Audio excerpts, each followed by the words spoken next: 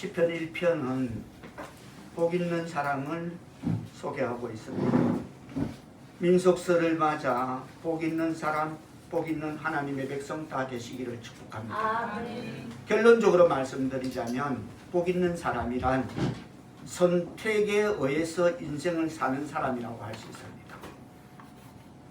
복 있는 사람은 구체적으로 어떤 사람일까요?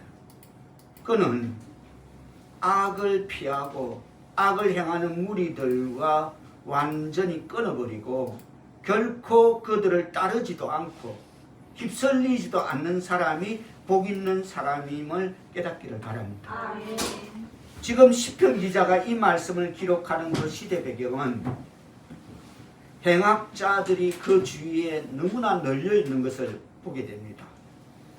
세상은 악인, 죄인, 오만한 자 그들로 가득 차 있으며 그들은 동서사방 각처에 도사리고 있습니다.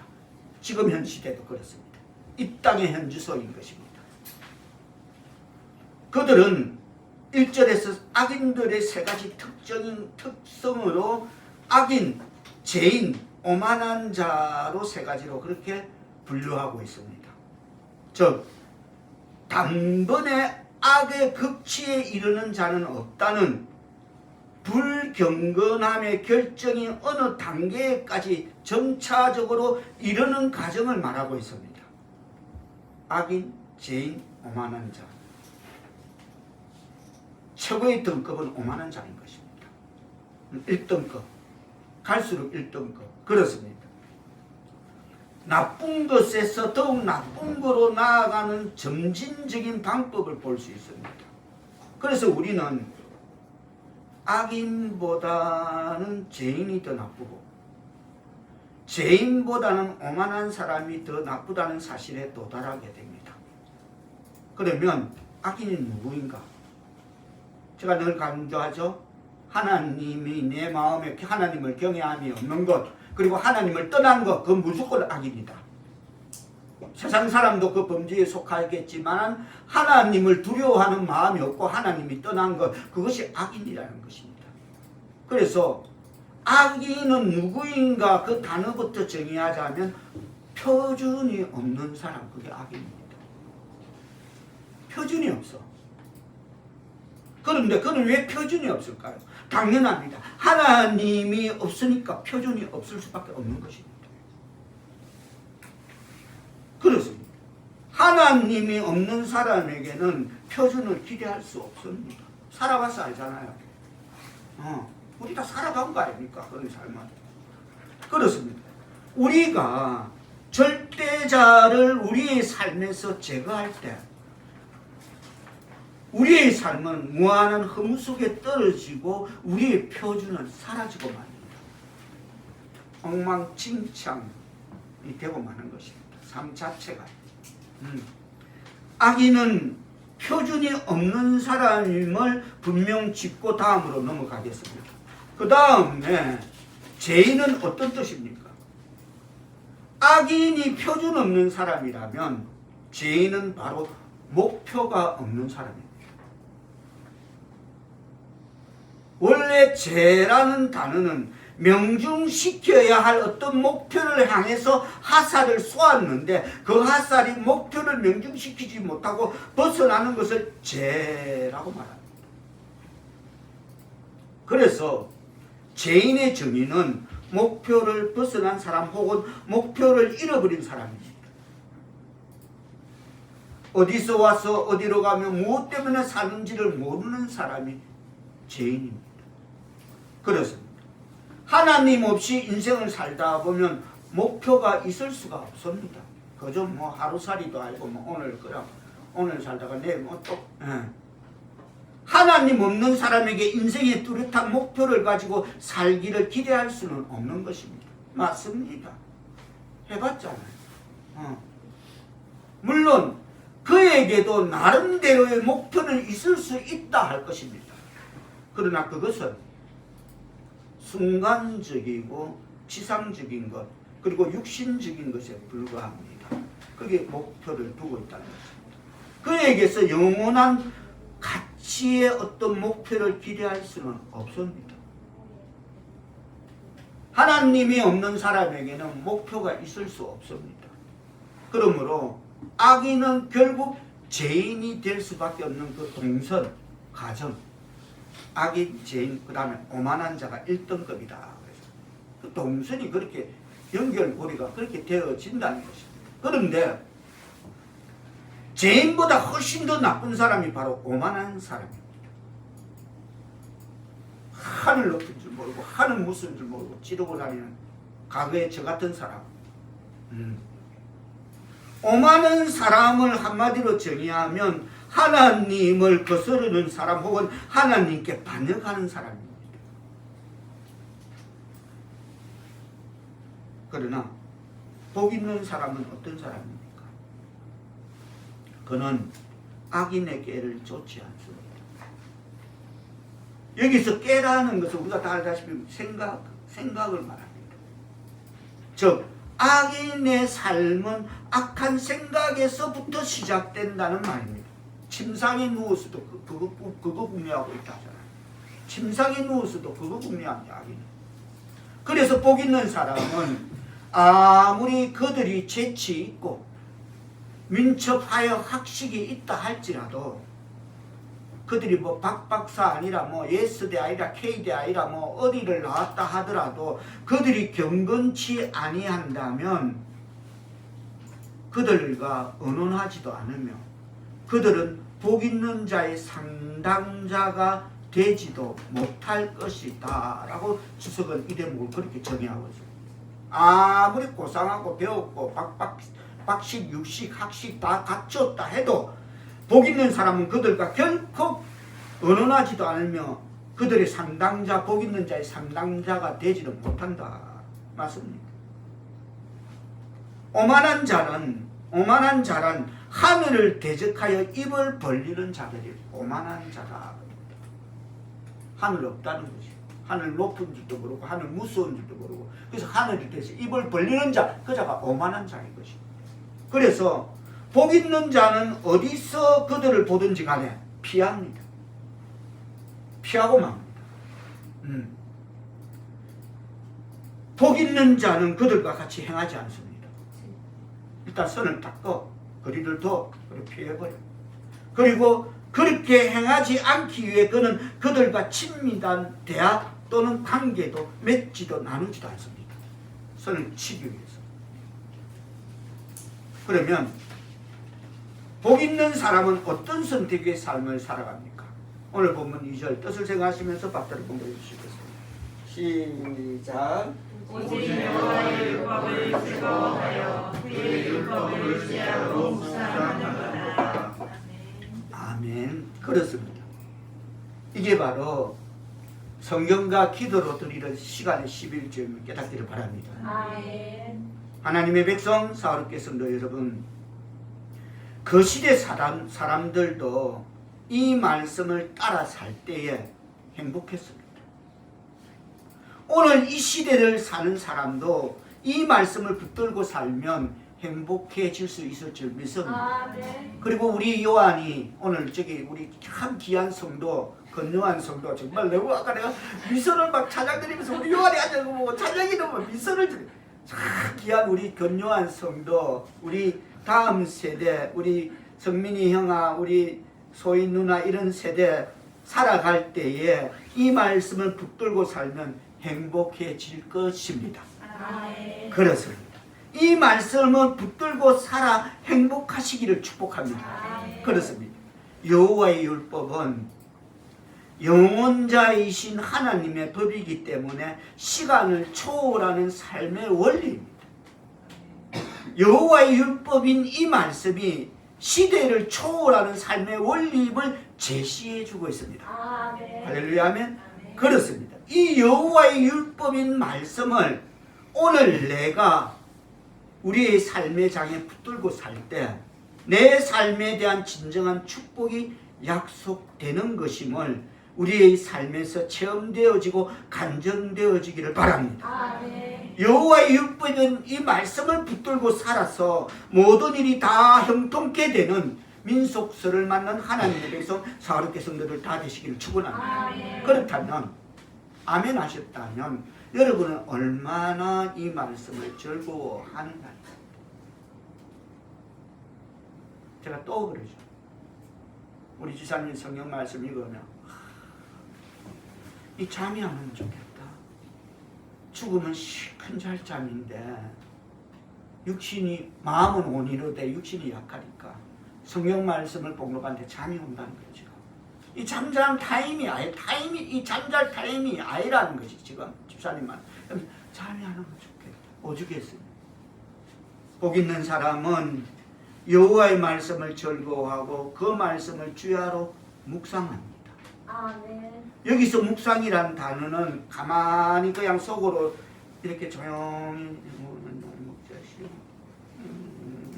이게 아니고 오히려 정반대입니다. 묵상을 떠올릴 때 동양적인 명상 자세를 생각하면 그 단어의 본래 뜻을 왜곡해 하는 것입니다. 본래 히브리어에서 묵상이라는 단어는 왜 우리가 한문석 라마단 이런 데 보면 막 통곡의 벽 앞에서 막 하는 그 장면 보죠. TV에서. 그게 묵상인 것입니다. 유대인들이 TV에 보면 통곡의 벽 앞에서 토라를 앞뒤로 몸을 흔들면서 힘을 다해서 소리내서 읽는 것, 그게 본래 묵상의 뜻인 것입니다. 그것은 곧 내가 이 말씀을 중히 여기고 이것을 따라 살겠다는 강력한 의지를 나타내는 것입니다. 이 소중한 하나님의 말씀, 이것에 의하여 살아야 하고 이것에 의해서 인생을 설계해야 하는 소중한 하나님의 말씀을 소리쳐서 읽는다는 것, 이것이 본래 묵상의 의미임을 깨닫기를 바랍니다. 아멘. 성경 소리는 읽어야 되는 것입니다. 이것은 내가 이 말씀에 동의하고 이 말씀대로 살겠다는 강력한 의지가 반영되고 있는 것입니다. 다시 말해서 하나님의 말씀을 따라 강력하게 살고자 하는 의지를 나타내고 또 그대로 사는 것입니다. 이런 사람이 복되다고 성경은 말하고 있습니다. 아멘. 이전에 보면 오직 여호와의 율법을 즐거워하며, 여기에 즐거워한다는 것은 감정적인 면을 표현하는 것입니다. 너무너무 흥분되고 기쁘고 즐거운 것입니다.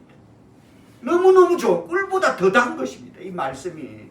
그런데 우리는 성경을 보면 좀 있으면 세상에서 제일 무거운 걸 만나게 됩니다.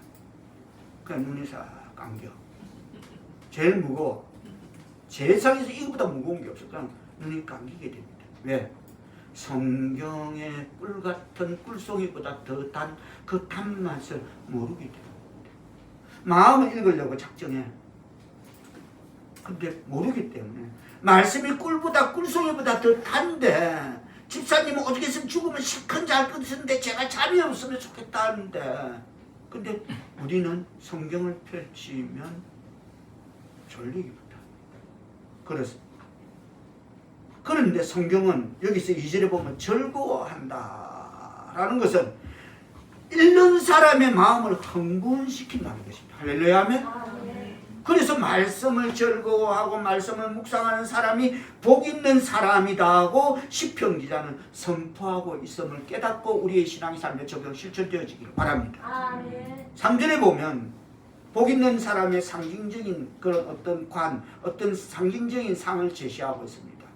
복 있는 사람은 어떻답니까? 3절 뜻을 제가면서 우리 요한이 금요한이 3절, 자 금요한이 10편 1편 3절 한번 읽을 수 있겠나요? 소리, 그렇지, 소리내 읽어보세요. 시작. 그는 시작. 그는 생은 가에 상은 나무가 철을 따라 열매 그 먹으면 그 잎사귀가 마르지 아니한 것을 그가 하는 모든 일이 다 성투하리로다. 아멘. 읽은 대로 될 줄 믿습니다. 읽은 대로 되기를 축복합니다. 할렐루야 아멘. 그렇습니다. 그렇습니다. 복 있는 사람은 그가 하는 모든 일이 다 형통할 줄 믿습니다. 아멘. 앞에서 악인의 삶은 하나님이 없는 사람들이라 했습니다. 4절은 악인의 삶을 상징적으로 묘사하고 있습니다. 복 있는 사람은 시냇가에 심은 나무와 같습니다. 마르지 않습니다. 가뭄에도 뿌리가 그 깊은 수면 밑에 강 밑에 뿌리를 내리고 있기 때문에 아무리 가뭄에도 마르지 않고 청청하고 싱그럽습니다. 그러나 악인들은 바람에 날리고 있는 것입니다. 갈대와 같이 흔들리는 것이 아니라 바람에 날리는 겨와 같다고 했습니다. 아무 짝에도 쓸모없는. 그렇다면 여러분의 인생은 어느 쪽이냐는 것입니다. 말씀은 그걸 우리에게 던지고 있습니다. 그냥 이 말씀 눈으로 읽고 귀로 듣고 지나가는 것이 아니라 생각하자. 어느 쪽이냐. 그럼 과거엔 그런 쪽이라도 앞으로는 이쪽으로 갈 것이냐라는 물음을 제시하고 있음을 받아들여야 될 줄 믿습니다. 아멘. 이 두 가지 대조는 영구성과 순간성의 대조입니다. 영원하게 살래 아니면 순간에 그 순간만 선택하고 살래, 또는 가치성과 무가치성의 대조라고도 할 수 있습니다. 가치 있는 인생을 살래, 그냥 존재 가치 의미도 없는 그런 삶을 살다 갈래. 그렇습니다. 시냇가에 심어진 나무의 열매는 얼마나 가치가 있겠습니까? 저는 우리 그림공 가다 보면 뭘 놔두질 못해. 계절대별 입이 새카매. 제가 지나가는 자리에 입이 새카매 따먹어서. 그런데 겨는 아무 짝에도 쓸모없습니다. 겨는 바로 불태워버리는 정도의 그 이상 어떤 용도도 쓸모가 없는 것입니다. 왜? 날아다니니까 그것도 불태워버려요. 겨는 무가치한 인생에 대한 비유라고 할 수 있습니다. 즉 유익한 인생과 무익한 인생의 대조라고 할 수 있습니다. 하나님의 이름을 경외하는 하나님의 백성 사우르겠습니다. 여러분, 복 있는 사람 되시기를 축원합니다. 아멘. 복 있는 사람은 하나님의 말씀 안에 내 인생의 뿌리를 내리고 살아가는 사람입니다. 아멘. 시냇가의 나무가 강변에 뿌리를 깊이 내리듯이 그는 시냇가의 나무와 같습니다. 아멘. 그래서 그는 가뭄을 모릅니다. 아멘. 왜? 생명의 말씀에 이 생명수를 늘 공급받으니까 가뭄을 모르게 되는 것입니다. 아멘. 그는 영원히 존재하는 이 말씀을 붙들고 살기 때문에 어느 때나 계속해서 주렁주렁 성령의 9가지 열매를 맺고 살 줄 믿습니다. 아멘. 하나님의 백성 사롭게 성도 여러분, 우리네 인생은 참 짧습니다. 짧습니다는 아니고 제가 개경험이지 참 짧더라고. 그런 찰나 같은 한 세상을 덧없이 살다가 이 세상 소풍 끝나는 어느 날 하나님 앞에 가서 결산을 하려고 하는데 전혀 가치 없는 인생을 살았다면 바람에 나는 기와 같은 인생을 산 것입니다. 특히 팔레스타인 중동 지방은 추수할 때 겨는 아주 인체에 해로웠다고 합니다. 그렇듯이 겨와 같은 인생은 그 무엇에도 유익하지 않을 뿐만 아니라 오히려 해롭기까지 한 것입니다. 그게 겨와 같이 바람이 날리는 인생인 것입니다. 이렇게 해를 끼치는 인생 민폐를 끼치며 살아가는 사람들이 종종 있다는 것입니다. 있잖아요. 어제의 제 모습이에요. 그러면 복 있는 사람과 악인의 삶의 마지막 결과를 살펴보도록 하겠습니다. 5절에서 6절에 기록되어 있습니다. 먼저 악인들의 삶의 결과는 어떻습니까? 심판을 견디지 못합니다. 지난 시간 우리 부자와 나사로에서도 배웠죠. 심판을 견디지 못해. 시편 1편 5절에는 마지막 심판이 언급되어 있습니다. 악인들은 심판을 견디지 못하며 그리고 죄인들이 의인들의 모임에 들지 못하리로다 라고 그렇게 기록하고 있습니다. 5절에서 죄인들이 의인들의 모임에 들지 못하리로라라고 하는데, 그러면 죄인은 누구느냐? 악인은 하나님을 경외함이 없고 그 속에 하나님이 떠난 것이 악인이라는 정의를 에레미야서 2장 19절은 그렇게 정의한다면 죄인은 누구냐는 거죠. 그렇다고 포괄적으로 우리 모두가 죄인이다? 물론 그 말도 결코 틀린 말은 아닐 것입니다만은 메투엘리 주석의 정의는 이렇습니다. 죄인하면 무조건 이 세상 사람들을 가리키는 것이 아니라 그들은 어차피 하나님을 모르는 이방 족속이므로 제쳐두고 명색이 하나님을 믿노라 하면서 그럴듯하게 가장하고 교회 안에 의인의 회중에 잠입하여 방해받거나 적발되지 않은 채로 그곳에 남아있을 나 아니면 너일 수 있다고 지적하고 있습니다. 다시 한번 강조합니다. 메텔리 주스에게 정의를 죄인하면 누구나 이 세상 사람들을 가리키는 것이 아니라 그들은 어차피 하나님을 모르는 이방 족속이므로 제쳐두고 명색이 하나님을 믿노라 하면서 그럴듯하게 가장하고 교회 안에 의인의 회중에 잠입하여 방해받거나 적발되지 않은 채로, 방해도 안 주고 적발도 안 돼, 않은 채로 그곳에 남아있을 나 아니면 너다고 그렇게 정의하고 있습니다. 일리 맞다, 그렇다, 절대 아니다라고 말 못하는 대목이에요. 맞구나, 정확한 지적이구나. 그러나 서로가 서로를 속고 속일지라도 그리스도는 절대 속일 수가 없다라고 메토리 주석은 그렇게 단언하며 죄인의 정의를 맞추고 있습니다. 왜냐하면 그가 양과 염소, 가라지와 알곡을 분리하실 날이 오고 있기 때문이다. 아멘. 그렇습니다. 우리 주님 심판의 주로 오시는 그 위대한 날은 윗선자들을 발견하는 날이 될 것이며 그리고 마지막 구분하는 날이 될 것입니다. 그러면 의인들의 길은 어떠합니까? 6절 뜻을 제가 한번 받들어 보도록 하십니다. 시작.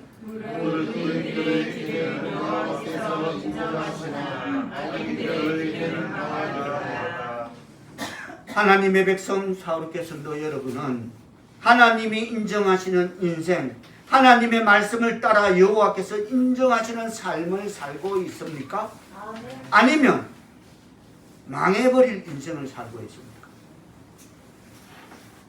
결론적으로 주께서 인정하시는 복 있는 사람이 되려면 어떻게 해야 할까요? 중요한 것은 누구와 교제하느냐. 아멘. 우리말에 있잖아요. 제가 이런 여기서 딱 읽었습니다. 파리는 파리끼리 앞에 뒤끝 답을 파리는 파리끼리란 무리의 법칙. 누구와 교제하느냐는 것입니다. 즉 의인과 교제하는가 아니면 악인들과 교제하는가입니다. 왜냐하면 우리는 교제하고 있는 사람들로부터 받는 영향을 피할 수 없기 때문입니다. 내 주변 사람들이 악인으로 둘러싸여 있다면, 하나님이 없는 사람들로 둘러싸여 있다면 그들을 전도하려고 만나는 것은 괜찮습니다. 그러나 우리가 늘 하나님 없는 사람들과 어울려 다닌다면, 전도하려고 가는 거하고 어울려서 사시고 하고 그렇게 다닌다면 우리의 인생은 피할 수 없이 그 영향을 받게 되는 것입니다. 그게 무리의 법칙입니다. 입술을 열기만 하면 늘 비판하고 짜증내는 그런 부정적인 인생을 사는 사람들과 어울려 다녀보십시오. 금방 그 바이러스는 감염 속도가 지금 오미크론? 그건 아무것도 그거보다 더 빨라. 오미크론 이건 눈 깜짝할 새도 없이 감염된다니까. 얼마나 빠른데. 그러면 그 사람의 인생도 그렇게 변하고 마는 것입니다. 부정하고 투덜거리고 비판하고 짜증내고 그게 무리의 법칙이라고 말하는 것입니다. 그래서 나는 어떤 사람과 어울려서 인생을 살고 있는가? 이것이 내가 향후에 어떤 종류의 인생을 살아가게 되는가를 결정하는 중요한 요인이 될 수 있습니다. 아멘. 우리 사업계는 잘 만난 줄 믿습니다. 아멘. 참 아름다운 관계. 나는 지금 기도될 때는 이 세상에 이렇게 아름다운 관계가 있을까?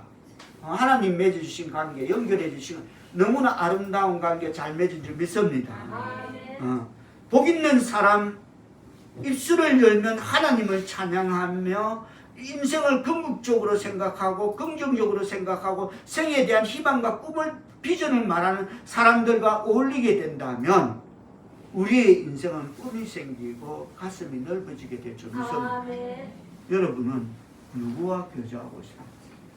다시 말해서 우리 456교회 성도들처럼 성경을 날마다 읽고 사랑하는 사람들입니까? 아니면 우리 456교회 성도들처럼 날마다 무릎을 꿇고 기도하는 사람들입니까?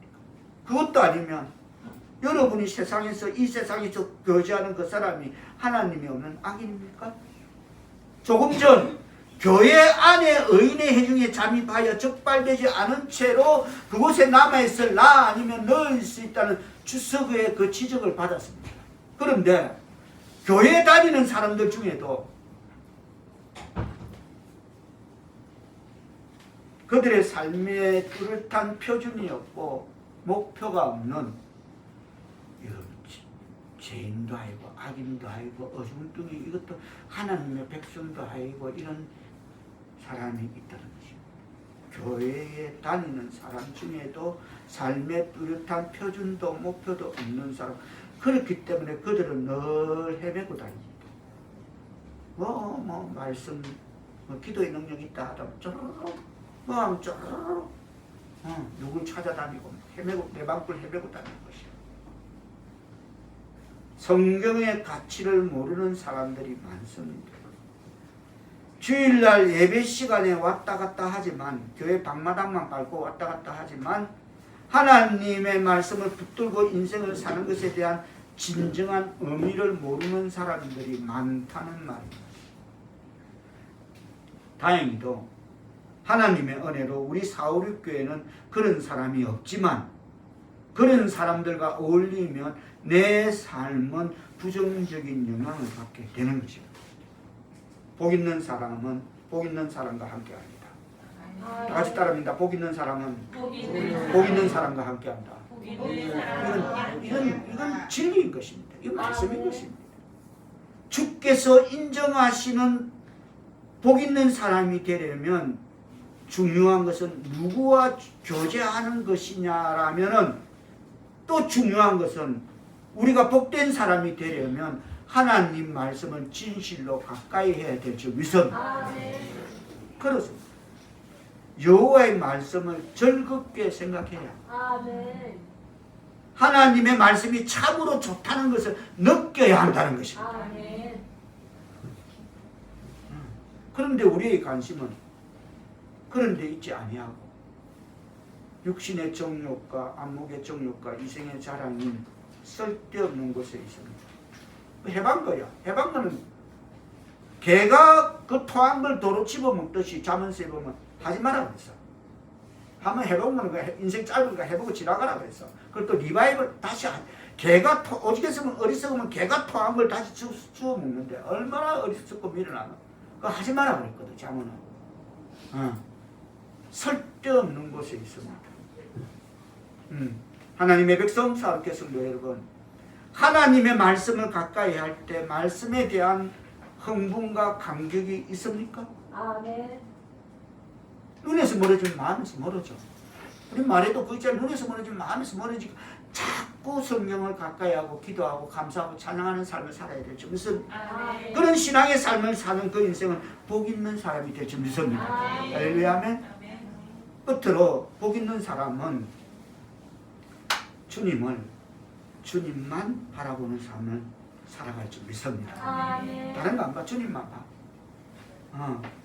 복 있는 사람의 가장 완벽한 모델이 있다면 바로 예수님이십니다. 아멘. 그 주님을 바라보시기를 바랍니다. 아멘. 우리가 성경 히브리서 12장 2절은 신약 히브리서 12장 2절은 제 성경은 367페이지 신약 367페이지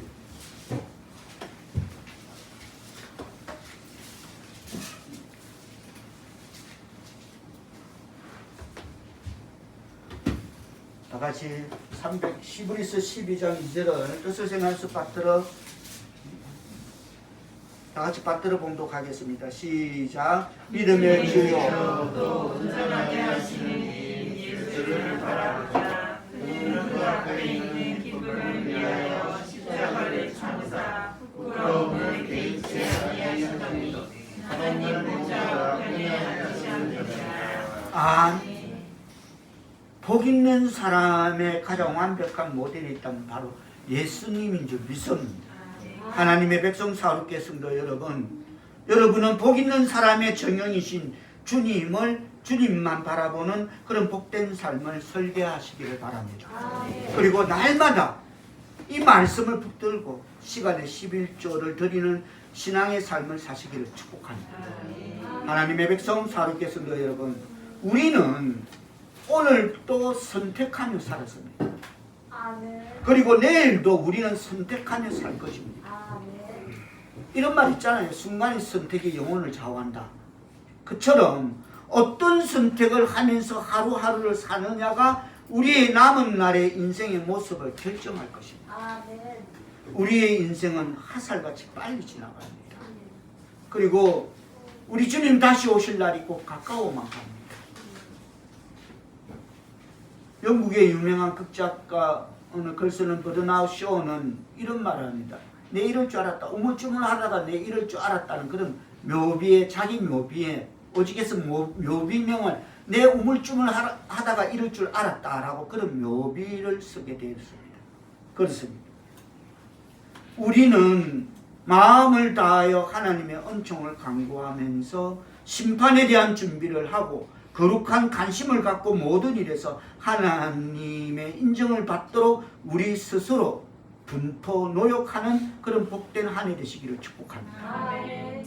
우리가 남아있는 이 짧은 생애에서 거저 한다는 것이 늘 부정적인 생각에 빠져서 악인과 어울려 다니며 죄인의 길에 서고 오만한 자의 자리에서 하나님을 거스르는 인생을 사시겠습니까? 아니면 시냇가에 심겨진 나무처럼 시절을 쫓아 열매를 맺으며 나와 이웃과 하나님 나라의 유익한 인생을 사시겠습니까?